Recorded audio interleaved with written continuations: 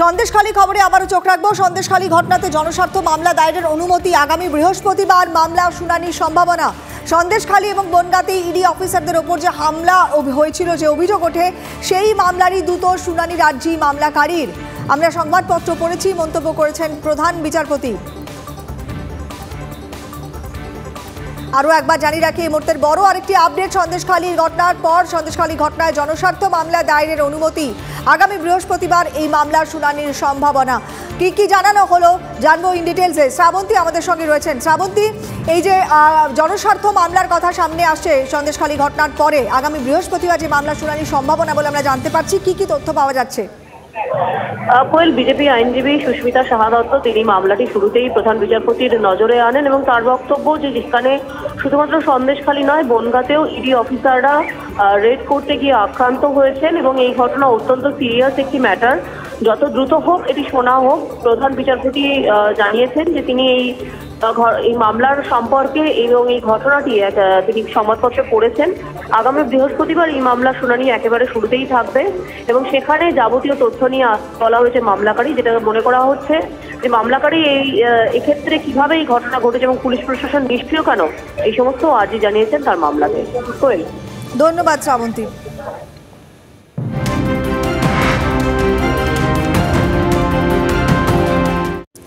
আর এবারে বিলকিস বানোর খবরে আসে। বিলকিস বানো মামলাতে সুপ্রিম কোর্টে বড় ধাক্কা গুজরাট সরকারের। শীর্ষ আদালতে বিরাট জয় পেয়েছেন বিলকিস বানো। সুপ্রিম কোর্টের নির্দেশে জেলেই যেতে হবে 11 জন দোষীকে। শীর্ষ আদালত জানাচ্ছে এই নিয়ে গুজরাট সরকারের এখতিয়ারই নেই। 2022-এ 15ই অগস্ট বিলকিস কাণ্ডে সাজাপ্রাপ্ত 11 জনকে মুক্তি দিয়েছিল গুজরাট সরকার। সুপ্রিম কোর্টে ছাড়পত্র মেলে। ধর্ষকদের মুক্তির নির্দেশকে চ্যালেঞ্জ করে মামলা হয়। গত বছর অক্টোবরে রায়দান স্থগিত রাখা হয়। আর আজকে শীর্ষ আদালতে ধাক্কা গুজরাট সরকারের। 11 জন সাজাপ্রাপ্তের মুক্তি রদ করল সুপ্রিম কোর্ট।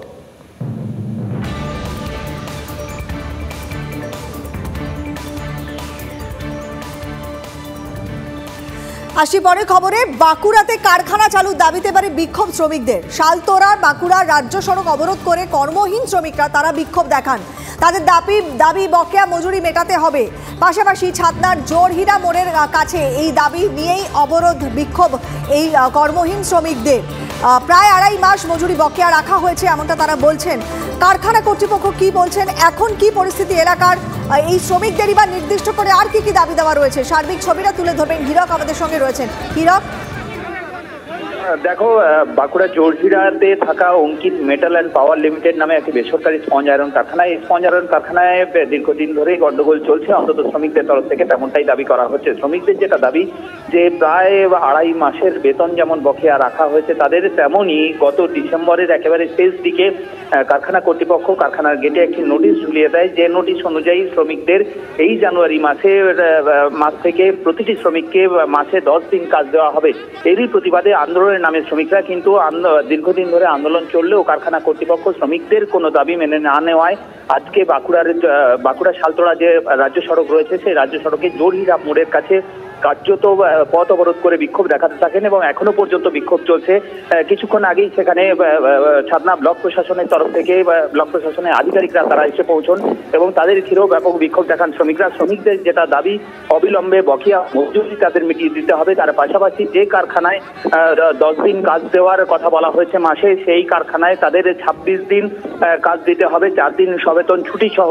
এই দাবিতে তারা এখনো পর্যন্ত অনড় রয়েছে। কারখানা কর্তৃপক্ষ এখনো বিষয়টি নিয়ে মুখ খোলেনি, যদিও ব্লক প্রশাসনের তরফ থেকে জানানো হয়েছে যে অবিলম্বে ত্রিপাক্ষিক বৈঠক করে সমস্ত বিষয়টা বোঝা গেল পরিস্থিতি। এখন দেখা যাক আদৌ কোনো সমাধান সূত্র বেরোয় কিনা। অনেক ধন্যবাদ হীরক, তুমি নজর রাখো। ওনাদের তো মাইনে বাকি আছে বলেছেন, বাকি কথাটা আমাদের হায়ার অথরিটিরা বলবেন। আমি অথরাইজ প্রশাসনকে, ব্লক প্রশাসনকে তো বারে বারে জানানো হয়। হ্যাঁ, তারপরে ওনারা ডিএলসি সাহেবের সাথে বসেছিলেন, মালিক পক্ষ শ্রমিক পক্ষ দুপক্ষই বসেছিলেন। ওখানে কোনো সমাধান সূত্র বেরোয়নি।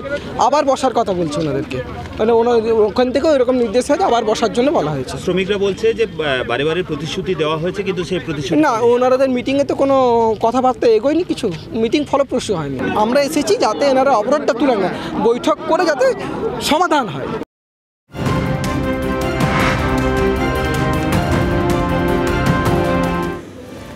পাটুলি থানা এলাকায় আগুন, কুদঘাট মেট্রো স্টেশনের কাছে বস্তি, সেখানে অগ্নিকাণ্ডের ঘটনা ঘটেছে। দমকলে 3টি ইঞ্জিন এই মুহূর্তে রয়েছে বলে আমরা জানতে পারছি। আরও একবার জানিয়ে রাখি, পাটুলি থানা এলাকার কুদঘাট মেট্রো স্টেশনের কাছের বস্তি, সেখানে আগুন, ভয়াবহ অগ্নিকাণ্ড। দমকলে 3টি ইঞ্জিন এই মুহূর্তে, সেই ছবি TV9 বাংলা এক্সক্লুসিভ আপনাদের সামনে।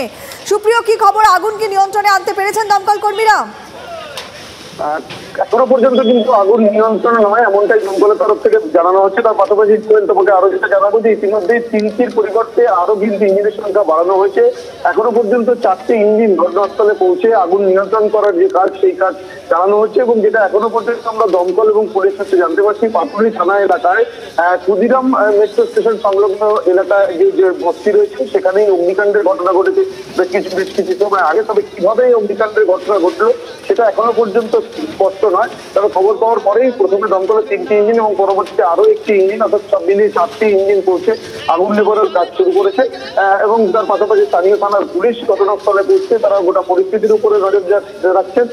তবে এখনো পর্যন্ত কোনো হতাহতের খবর নেই এবং কিভাবে এই আগুন লাগলো সেই বিষয়টাও কিন্তু খতিয়ে দেখা হচ্ছে। এবং যারা এই বস্তির বাসিন্দা রয়েছেন তাদেরকেও কিন্তু যত দ্রুত সম্ভব নিরাপদ জায়গাতে সরিয়ে নিয়ে যাওয়ার আমরা যে ছবিটা দেখছি সুপ্রিয়, এ তো পুরো পুরে খাক হয়ে যাওয়া যাকে বলে ছবিটা, তাই পুলিশ কর্মীরা ঘুরছেন, দমকল কর্মীরা রয়েছেন, এলাকাবাসীও সম্ভবত রয়েছেন। এই বস্তিতে এর আগেও কি এরকম কোনো ঘটনা ঘটেছিল এবং এখনো পর্যন্ত কি কি তথ্য পাওয়া যাচ্ছে? দেখো, বস্তি এলাকাতে কিন্তু বহু মানুষের বসবাস এবং স্বাভাবিকভাবেই যেহেতু ঘিঞ্জি এলাকা এবং আচমকাই এই অগ্নিকাণ্ডের ঘটনায় স্বাভাবিকভাবেই এখানকার যারা বাসিন্দারা রয়েছেন তারাও আতঙ্কগ্রস্ত হয়ে পড়েছেন। এবং স্বাভাবিকভাবেই তুমি যে ছবি দেখতে পাচ্ছ এবং সেখানে যে ছবি দেখা যাচ্ছে তাতে কিন্তু ভয়াবহ অগ্নিকাণ্ডই করা যেতে পারে। এবং এখনো পর্যন্ত 4টি ইঞ্জিন পৌঁছে যুদ্ধকালীন তৎপরতাতে আগুনকে নেভানোর যে কাজ বা নিয়ন্ত্রণে আনার যে কাজ, সেই কাজ চলছে। তবে এখনো পর্যন্ত আগুনকে নিয়ন্ত্রণে আনা সম্ভব হয়নি।